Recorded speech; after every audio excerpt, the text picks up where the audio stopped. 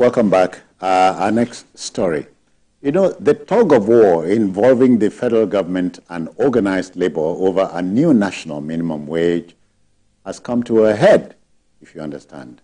The federal government has warned of mass retrenchment as labor disowns a supposed agreement on the matter. The government has talked about the broader economic implications of labor's push for an unrealistic higher national minimum wage. Is anybody about to blink first, Ibenabo?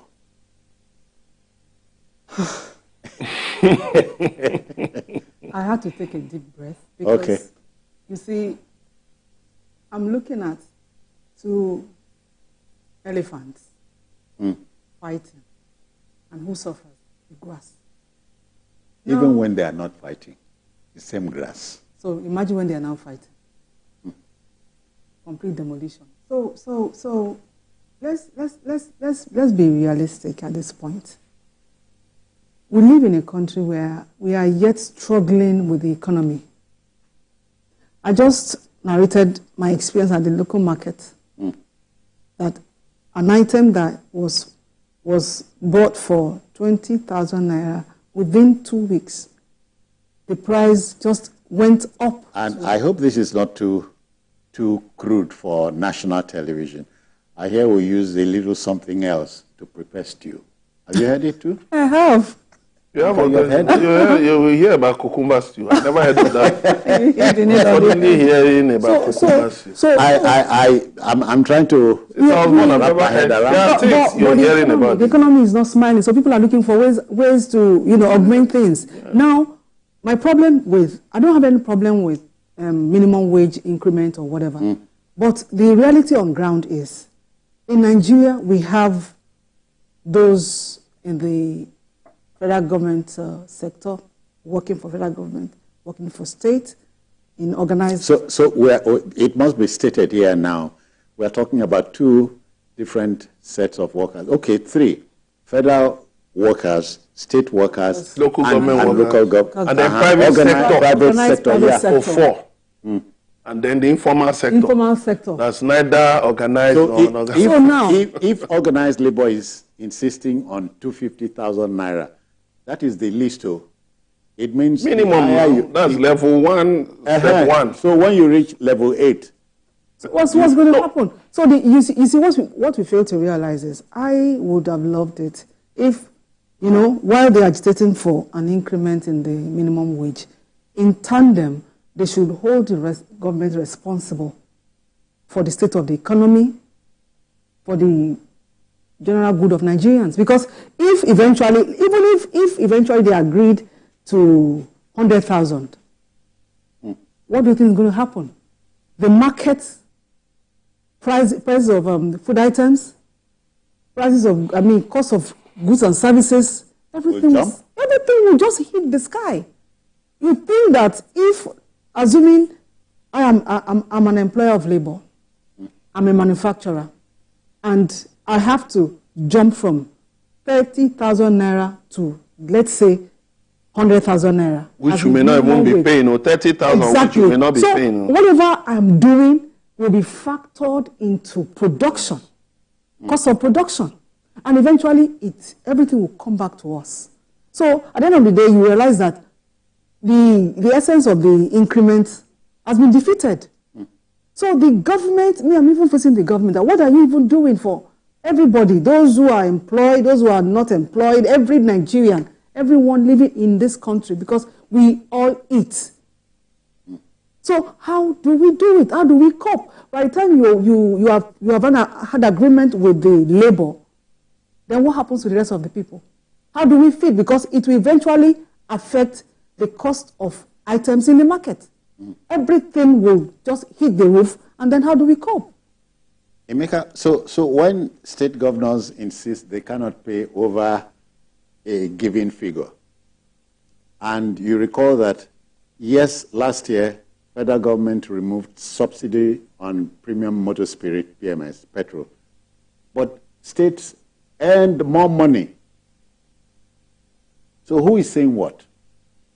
You see, for me, I think the debate should go beyond just workers earning higher wages. Because at the end of the day, there will be demand pull inflation. There is more money. And so more people want a particular product or some products. There is a cost push. So an increase in wages will definitely spike inflation. There's no doubt about that. So I think labor... Inflation on all fronts, almost... Of course, it's automatic. It's not about... it's automatic because the lifestyle will change. But the sad thing is that even at 100,000, how much can buy a bag of rice today? Or a bag of beans? Or a bag of gari? Or a basket of tomatoes? So even if you pay that 60,000, he can't buy a bag of gari. He can't buy a bag of rice. He can't do anything.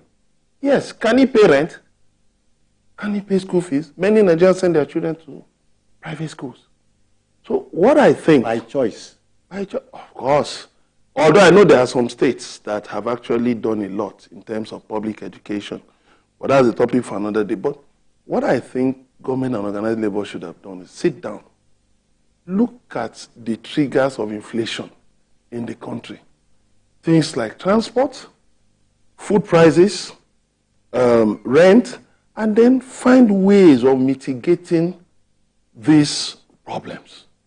If, like government is talking about these CNG buses, for instance, if government has said, okay, we will work out a policy where there will be so many CNG buses out there on the roads to ensure that people really don't have to use cars, use their cars. And then you can now move the money to public transportation. If there's an efficient public transportation system in the country, that will bring down nothing. Then food. What we know, insecurity is one of the problems. It is one of the things triggering inflation, high food prices. Government should come all out and deal with whatever is causing the insecurity. I'm sure you've heard this, that at the different checkpoints we have across the country, security people extort. Of course. And that, by extension, affects the price of those foodstuffs. That is it. So if you deal with it, because our governments have been negligent. They saw food inflation rising, and people were sounding their alarm. Don't allow food inflation to rise to a point where it will be difficult to tame. Now it's over 40%. What are you going to do now? If it's okay, throw open the borders, which a lot of people are talking about, throw open the borders and bring in food. There will be more demand on Forex. It will trigger another crisis in another area. So what we need to do is that, and another thing is that people are actually farming and producing. Sorry, let me sound a little off here. Yes. Do we need to open the borders, Ibn Abo, to go back into producing palm oil, which we import? For me, if we have a government that is very deliberate about taking care of these 5 major issues: food, shelter, security, health, and education, we will be fine. Oh, yeah. The land is green. 55 million if you forget a piece of yam somewhere, land, it will begin to germinate. That is how good our land is. 55 million hectares of arable land in Nigeria. Look at what Madam just said. That you put yam seedling. Now even yam seedlings have gone up. Yam seedlings that used to be 200, 300 have gone up to 600, 700, 800. And then... Are they imported? No. I'm sorry. They are local seedlings. Even cocoyam. I don't even know when in my life at what point in my life I ate cocoyam. But now, it has become a part of the family. And it's even expensive. People had to run to cocoyam, but it became expensive. So the thing is that, you see, beyond just putting money in the hands of people, we must deal with the triggers of inflation, those things that are triggering inflation. And then again, the people, somebody just said that there are Nigerians who have dollar vaults in their homes. I don't know how true that is, but the security agencies must find and bust such vaults. Because when they, pull all these things out of the system, it sends the exchange rate up. So we must deal with these things. Then our agriculture must become more mechanized. Okay. Get more people into agriculture such that, you see, if food is available, if we can bring down food inflation from over 40%, bring it down. Even if it is 30 or 32%, there will be a marked difference in food prices. It depends on who measures that. Yeah, but well, the NBS does that, National Bureau of Statistics, and it's worrisome. The last time when we had the highest inflation rate in Nigeria was in 1994, when Nigeria was under sanctions, 76%. So we should not make any mistake of going as far as that. All right. I must underscore that that phrase. The federal government has warned of mass retrenchment if it must stick by the figure. Because 250,000. if you are going to pay 250,000, then you begin to look at the number of. So who goes, who stays? So it's like giving we have put the card on the table, make your choice. We take 250, then we relieve some people of their jobs, which is not fair. I think there has to be a balance. There has to be a balance, otherwise it will spiral into something else. There has to be a balance. And should I say I'm appealing to the labor leaders' conscience that you should realize that as much as I'm not I totally support, every worker deserves his wage. Yeah. However, let's be reasonable.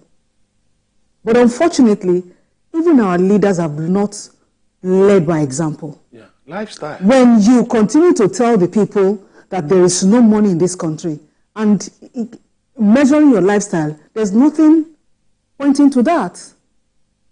Sleeping allowance, waking allowance, smiling, every form of allowances all over the place. So this is enough to provoke the NLC to want to say that, okay, we can't go less than 250. So our leaders... and 250 to the gate man. Yes. The level 1 officer. The level 2 officer must earn more than that. No, there's a way government does these things. Okay. By the time they compute all those things, it may not be as high as that, because don't forget, the workers will pay taxes.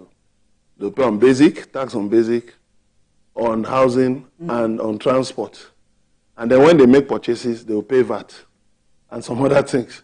So it's not as if, I feel the cash element is where I have my worry. That, okay, if you say, all right, you cannot pay 250,000, you say, okay, 100,000. There is a way the government can work out the cash element and then spread other elements across maybe allowances or certain things that even possibly credit, guarantee for credit. That, okay, you can purchase certain things and government will now the government has a credit agency is trying to set up.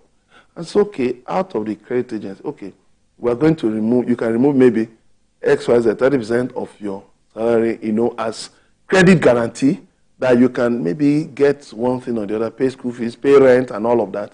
And government, so that when you even talk about 60,000, if the market women are expecting that government will just say, the workers will have 60,000. No, and they don't see the 60,000. Of course, nobody will tell them to behave themselves. All right, Emeka, I hear we must go to our last story. Not the least, anyway.